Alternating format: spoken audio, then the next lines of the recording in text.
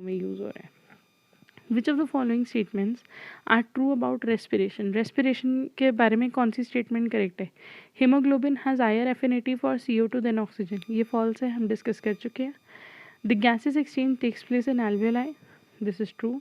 During inhalation ribs move inward, हम discuss कर चुके हैं कि इनहेलेशन के टाइम पे रिब्स इनवर्ड नहीं आउटवर्ड मूव करते हैं, सो this is false. Haemoglobin has greater affinity for oxygen, correct.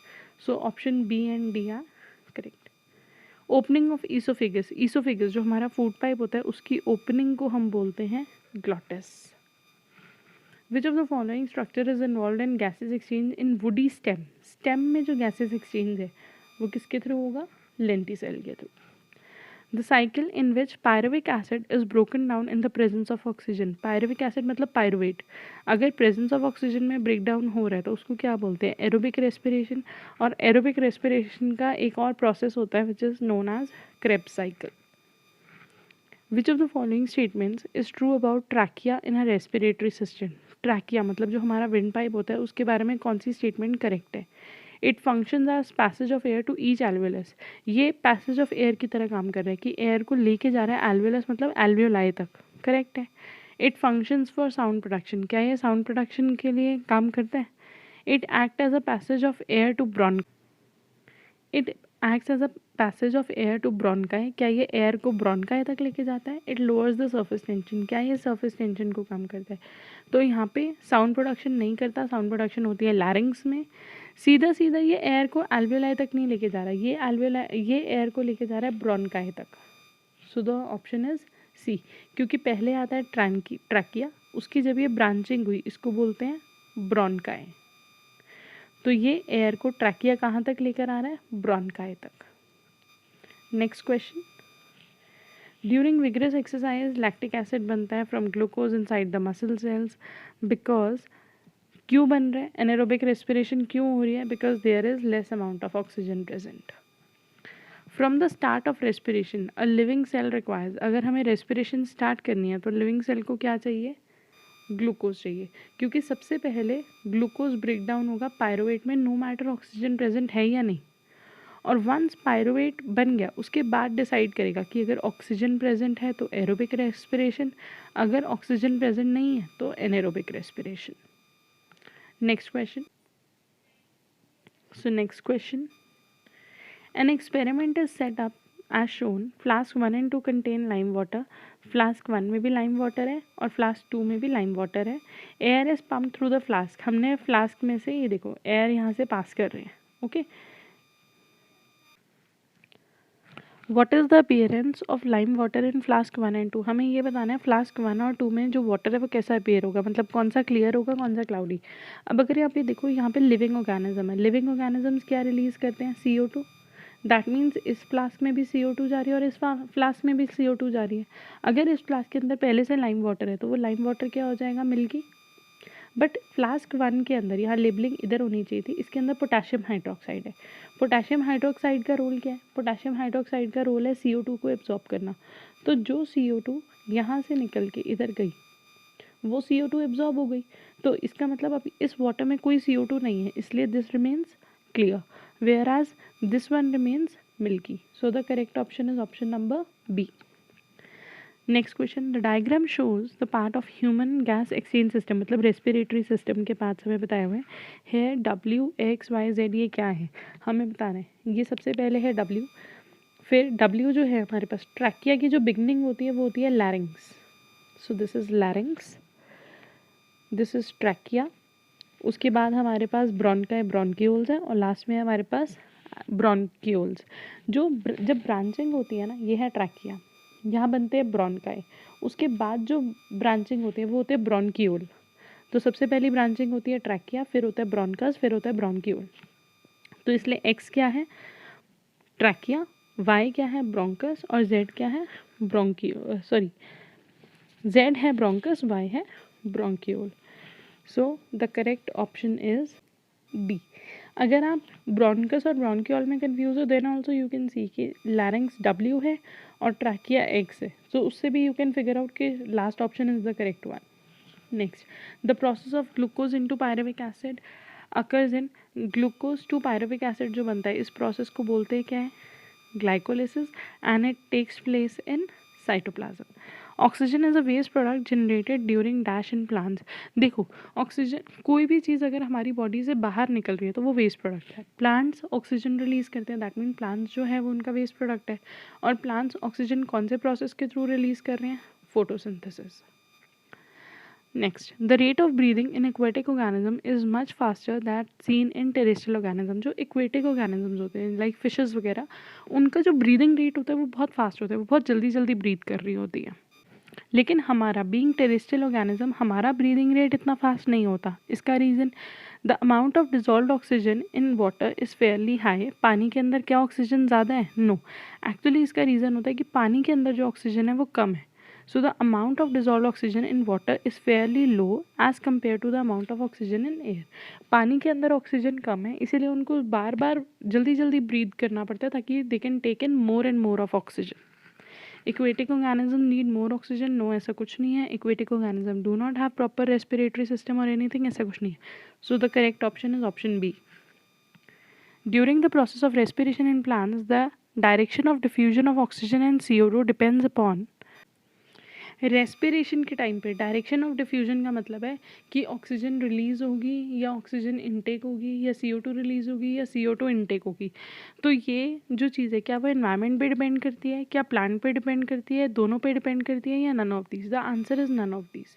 क्योंकि रेस्पिरेशन चाहे प्लांट्स में हो चाहे एनिमल्स में हो, we always take in oxygen and release CO2. तो यहाँ पे एनवायरनमेंट का या रिक्वायरमेंट का कोई लेना देना नहीं है. इफ़ इट इज़ रेस्पिरेशन हो रही है तो प्लांट्स ऑक्सीजन टेक इन करेंगे और CO2 रिलीज़ करेंगे. नेक्स्ट, पायरुवेट कितने कार्बन मॉलिक्यूल है, डिस्कस कर चुके हैं, 3 carbon molecule. Dash helps in preventing the collapse of air passage during breathing. Yes, जब हमारा एयर पैसेज मतलब कि ट्रैकिया जो होता है, ट्रैकिया के अंदर C शेप्ड रिंग्स होते हैं. कौन से शेप के होते हैं, C शेप्ड. और इन C शेप्ड रिंग्स को हम बोलते हैं रिंग ऑफ कार्टिलेजेस. तो आपको याद रखना है कि ट्रैकिया के अंदर C shaped ring of cartilages होते हैं जो कि प्रिवेंट करते हैं कि अगर हम बहुत फोर्सफुली भी ब्रीद आउट कर रहे हैं तब भी हमारा एयर पैसेज या ट्रैकिया कोलैप्स ना करे.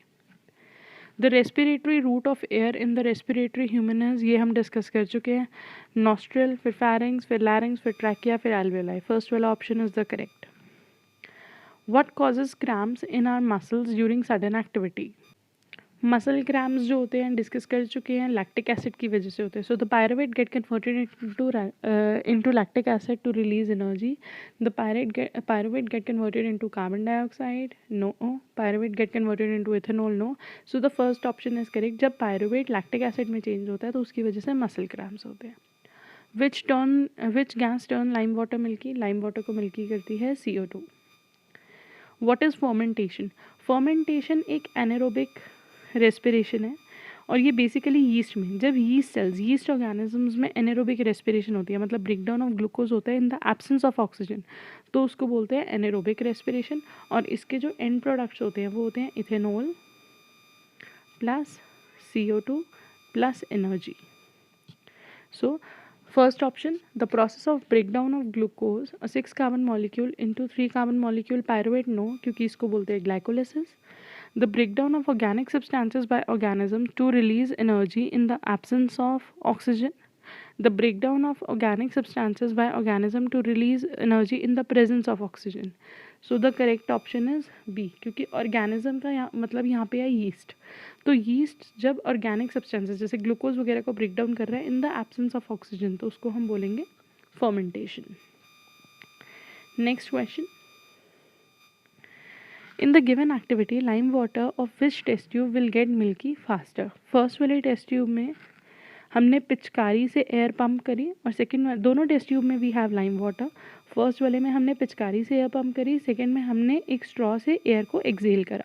तो जो एक्सेल्ड एयर होगी that is rich in CO2 क्योंकि हम CO2 एक्सेल कर रहे हैं, वेयर एज जो पिचकारी से हम एयर पंप कर रहे हैं that is mixture of gases. So more milkiness will be seen in test tube B. Next, during the breathing cycle, which air is taken in and let out? When air is taken in and let out, ये हम discuss कर चुके हैं. जब हम breathe करते हैं, air inhale करने के बाद और एक्सहेल करने के बाद भी some amount of air is always present in it, that is known as residual volume. Lungs sometimes contain residual volume. No, lungs always contain residual volume. Which of the following is not a characteristic of alveoli?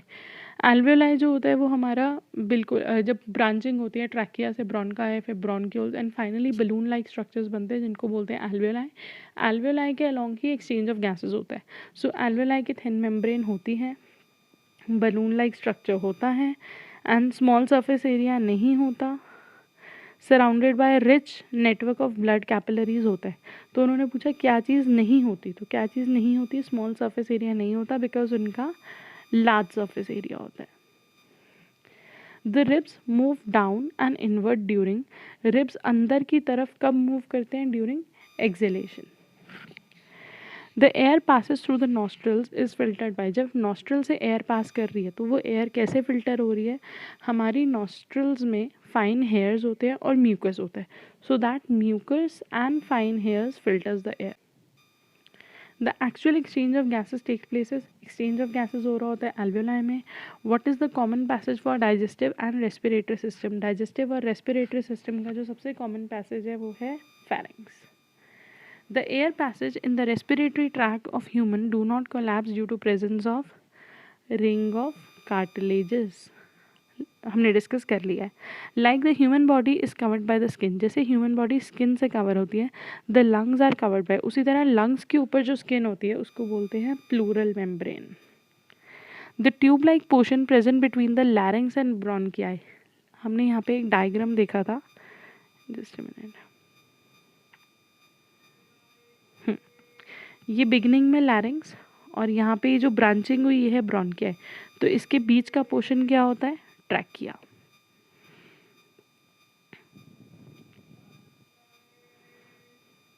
So the tube like portion present between लैरिंग्स and ब्रोंका is trachea. During inhalation, inhalation के time पे जब हम air inhale कर रहे होते हैं उस time पे डायफ्राम फ्लैटन हो जाता है. Oxygen is transported in the blood in the form of. Oxygen जो है वो हीमोग्लोबिन के साथ कंबाइन हो जाती है और हीमोग्लोबिन के साथ कंबाइन होने के बाद वो बना देती है ऑक्सी हीमोग्लोबिन. तो वो हमारी बॉडी में ऑक्सी हीमोग्लोबिन की फॉर्म में ट्रांसपोर्ट होती है. उसी तरह आपको पता होना चाहिए कि जो CO2 है, CO2 हीमोग्लोबिन के साथ बाइंड करती है और बनाती है कार्ब अमीनो हीमोग्लोबिन. सो अगर यहाँ पे CO2 का पूछा होता तो आंसर होता कार्ब अमीनो हीमोग्लोबिन, लेकिन अभी ऑक्सीजन का पूछा है तो the correct answer is oxy haemoglobin. So this was all about the MCQs of respiration.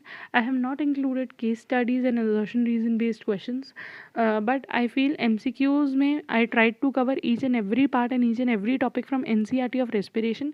I hope you find this video useful. I hope you are preparing well for your exams. All the very best, bachcho. Bye.